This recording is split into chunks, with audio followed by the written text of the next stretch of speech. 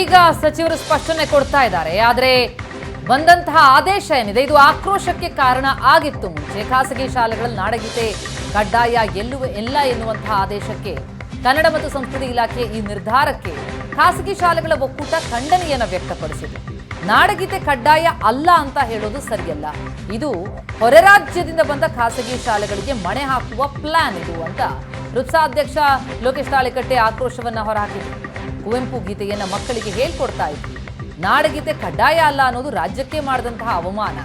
ಖಾಸಗಿ ಶಾಲೆಗಳಲ್ಲೂ ನಾಡಗೀತೆ ಕಡ್ಡಾಯ ಇರಲಿ ಅಂತ ಒತ್ತಾಯಿಸಿದ್ದಾರೆ ಖಾಸಗಿ ಶಾಲಾ ಒಕ್ಕೂಟದ ರುಪ್ಸಾ ಅಧ್ಯಕ್ಷರಾದಂತಹ ಲೋಕೇಶ್ ತಾಳಿಕಟ್ಟೆ. ಕನ್ನಡ ಮತ್ತು ಸಂಸ್ಕೃತಿ ಇಲಾಖೆ ಇವತ್ತು ಖಾಸಗಿ ಶಾಲೆಗಳು ನಾಡಗೀತೆಯನ್ನ ಆಡುವಂಥದ್ದು ಕಡ್ಡಾಯವಲ್ಲ ಅನ್ನೋ ರೀತಿಯಲ್ಲಿ ಒಂದು ಆದೇಶವನ್ನು ಮಾಡಿದ್ದಾರೆ ಅನ್ನೋ ಮಾಹಿತಿ ಈಗ ಮಾಧ್ಯಮಗಳ ಮೂಲಕ ನಮಗೆ ಬರ್ತಾ ಇದೆ. ಸೊ ರುಪ್ಸಾ ಕರ್ನಾಟಕ ಇದನ್ನು ಖಂಡಿಸುತ್ತೆ. ಇಡೀ ರಾಜ್ಯದಲ್ಲಿ ನಾವು ಅತ್ಯಂತ ಹೆಚ್ಚು ಅನುದಾನ ರಹಿತ ಶಾಲೆಗಳನ್ನು ಮೆಂಬರ್ಶಿಪ್ ಪಡೆದಿರುವಂತಹ ಸಂಘ ನಾವು ನಾಡಗೀತೆಯನ್ನು ಒಪ್ಪಿದ್ದೀವಿ. ಯಾಕಂದರೆ ನಮ್ಮ ನೆಲ ಜಲ ಮತ್ತು ನಮ್ಮ ಸಂಸ್ಕೃತಿಯನ್ನು ಸಾರುವಂತಹ ಈ ನಾಡಗೀತೆಯನ್ನು ನಾವು ಬಹಳ ಅಭಿಮಾನದಿಂದ ನಾವು ಪ್ರತಿದಿನ ಮಕ್ಕಳಿಂದ ಅದನ್ನು ಹೇಳಿಸ್ತಾ ಅದರ ಬಗ್ಗೆ ವಿಷಯಗಳನ್ನು ತಿಳಿಸ್ತಾ ಬಂದಂಥವರು ಇವತ್ತು ಇದ್ದಕ್ಕಿದ್ದಂಗೆ ಅದು ಕಡ್ಡಾಯವಲ್ಲ ಅನ್ನೋ ಯಾವ ಉದ್ದೇಶ ಇಟ್ಕೊಂಡು ಹೇಳಿದ್ದಾರೆ ಅನ್ನೋದು ನಮಗೆ ಅರ್ಥ ಆಗ್ತಾ ಇಲ್ಲ. ಸರ್ಕಾರ ದಿನ ಆದರೂ ಒಂದೊಂದು ದಿನ ಈ ಎಲೆಕ್ಷನ್ ಹತ್ರದಲ್ಲಿ ಎಡವಟ್ಟುಗಳನ್ನು ಮಾಡ್ತಾ ಇದೆ. ಸೊ ಈಗ ಒಂದಿಷ್ಟೇ ಇಂಚೆ ಜ್ಞಾನ ದೇಗುಲವಿದು ಕೈ ಮುಗಿದಿ ಬಾ ಅನ್ನೋ ವಿಚಾರಕ್ಕೆ ಬೇರೆ ರೀತಿಯೇ ಒಂದು ಧೈರ್ಯವಾಗಿ ಪ್ರಶ್ನಿಸು ಅಂತ ಹೇಳ್ಬಿಟ್ಟು ಅದನ್ನೊಂದು ವಿವಾದ ಮಾಡ್ಕೊಂಡ್ರು.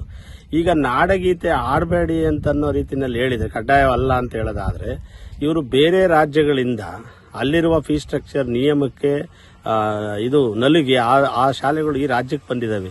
ಅವ್ರನ್ನ ಓಲೈಸೋದಕ್ಕೆ ಏನಾದ್ರು ಈ ರೀತಿಯ ಒಂದು ಆದೇಶವನ್ನು ಮಾಡಿದಾರೋ ನಮಗೆ ಗೊತ್ತಿಲ್ಲ. ಬೆಂಗಳೂರಿನಲ್ಲಿ ಬೇರೆ ರಾಜ್ಯದ ಶಾಲೆಗಳೇ ಜಾಸ್ತಿ ಇರೋದ್ರಿಂದ ಸೊ ಅವ್ರನ್ನ ಇವರು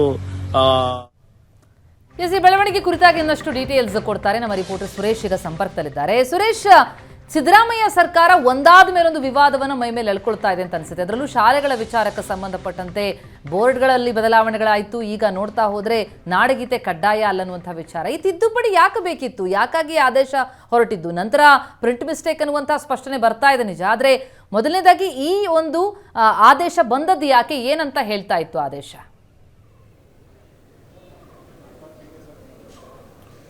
ಪ್ರತಿಮಾ, ನಿಜ ತಾವು ಹೇಳ್ತಾ ಇರೋದು. ಒಂದರ ಹಿಂದೆ ಒಂದು ವಿವಾದಗಳನ್ನು ಸರ್ಕಾರ ಮೈ ಮೇಲೆ ಎಳ್ಕೊಂಡು ಹೋಗ್ತಾ ಇದೆ. ನಿನ್ನೆ ಅಷ್ಟೇ ಕೈ ಮುಗಿದು ಒಳಗೆ ಬಾ ಜ್ಞಾನ ದೇಗುಲವಿದು ಅನ್ನುವಂಥ ಸಾಲನ್ನು ಬದಲಾಯಿಸೋದಕ್ಕೆ ಹೊರಟಿದ್ದು ದೊಡ್ಡ ವಿವಾದ ಆಗಿತ್ತು.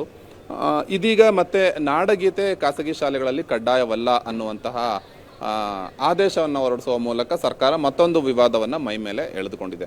ವಿಪರ್ಯಾಸ ಅಂತಂದರೆ ಈ ಎರಡೂ ಕೂಡ ಕುವೆಂಪು ಅವರಿಗೆ ಸಂಬಂಧಪಟ್ಟಿದ್ದು. ಒಂದು ಕಡೆ ಕೈ ಮುಗಿದು ಒಳಗಬ್ಬ ಜ್ಞಾನ ದೇಗುಲವಿದು ಅನ್ನುವಂಥ ಸಾಲು ಕೂಡ ಕುವೆಂಪು ಅವರ ಸಾಲಿಗೆ ಸಂಬಂಧಪಟ್ಟಿದ್ದಾದರೆ ನಾಡಗೀತೆ ಕೂಡ ಕುವೆಂಪು ಅವರಿಗೆ ಸಂಬಂಧಪಟ್ಟಂಥ ವಿಚಾರವೇ ಆಗಿದೆ.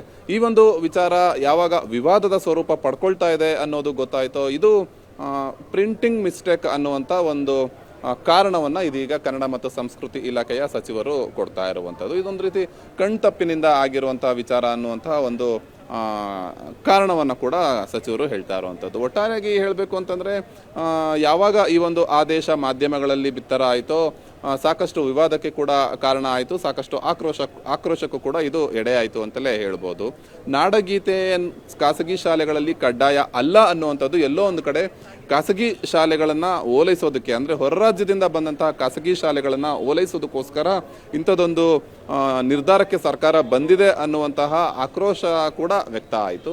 ಅದರ ಬೆನ್ನಲ್ಲೇ ನೋಡ್ತಾ ಹೋದ್ರೆ ಈಗ ರುಪ್ಸಾ ಅಧ್ಯಕ್ಷರು ಲೋಕೇಶ್ ತಾಳಿಕಟ್ಟೆ ಆಕ್ರೋಶವನ್ನ ವ್ಯಕ್ತಪಡಿಸ್ತಾ ಇದ್ರು. ಯಾಕೆ ಕಡ್ಡಾಯ ಅಲ್ಲ ಅಂತಿದ್ದೀರಿ ಅಂತನ್ನುವಂಥ ಮಾತುಗಳನ್ನ ಹೇಳ್ತಾ ಇದ್ರು. ಸ್ಪಷ್ಟನೆ ಬಂದಿದೆ ಸಚಿವರಿಂದ ನಿಜ, ಆದ್ರೆ ಈಗ ಈ ಆದೇಶ ಯಾಕೆ ಹೋಗಿತ್ತು? ಫಸ್ಟ್ ಆಫ್ ಆಲ್ ಎಲ್ಲ ಕಡೆಗಳಲ್ಲೂ ಕೂಡ ನಾಡಗೀತೆಯನ್ನು ಹಾಡಲಾಗ್ತಾ ಇತ್ತು, ಬಳಕೆಯಾಗ್ತಾ ಇತ್ತು, ಕಡ್ಡಾಯವಾಗಿ ಅದನ್ನ ಹೇಳ್ಕೊಡಲಾಗ್ತಾ ಇತ್ತು.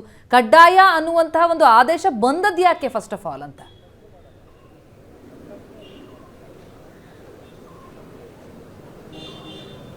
ಪ್ರತಿಮಾ, ಈ ಬಗ್ಗೆ ಇನ್ನಷ್ಟೇ ಒಂದಷ್ಟು ಮಾಹಿತಿಗಳು ಕೂಡ ಹೊರ ಬರಬೇಕಾಗಿದೆ. ಆದರೆ ಸದ್ಯಕ್ಕೆ ತಿಳಿದು ಬಂದಿರುವಂತಹ ಮಾಹಿತಿಯ ಪ್ರಕಾರ ಕೋರ್ಟ್ಗೆ ಅಫಿಡವಿಟ್ ಸಲ್ಲಿಸುವಂತಹ ಸಂದರ್ಭದಲ್ಲಿ ಆ ಕೋರ್ಟ್ಗೆ ಸಲ್ಲಿಸಬೇಕಾದಂಥ ಒಂದಷ್ಟು ಕಾಪಿಗಳಲ್ಲಿ ಇಂಥದ್ದೊಂದು ಪ್ರಮಾದ ಆಗಿರುವಂಥದ್ದು, ಅಂದರೆ ತಪ್ಪು ಆಗಿರುವಂಥದ್ದು ಅನ್ನುವಂಥ ಮಾಹಿತಿ ಸದ್ಯಕ್ಕೆ ನಮಗೆ ಮೇಲ್ನೋಟಕ್ಕೆ ತಿಳಿದು ಬರ್ತಾ ಇರುವಂಥದ್ದು. ಆದರೆ ಈ ಒಂದು ಆದೇಶವನ್ನು ಸರ್ಕಾರ ಹೊರಡಿಸಿಲ್ಲ.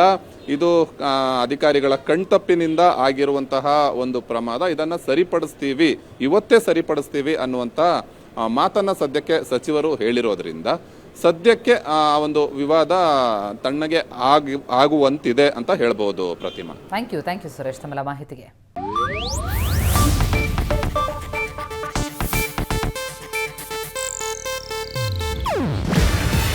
ಇದು ಏಷ್ಯಾನೆಟ್ ನ್ಯೂಸ್ ನೆಟ್ವರ್ಕ್ ಪ್ರಸ್ತುತಿ. ನೀವು ನೋಡ್ತಿದ್ದೀರಾ ಏಷ್ಯಾನೆಟ್ ಸುವರ್ಣ ನ್ಯೂಸ್.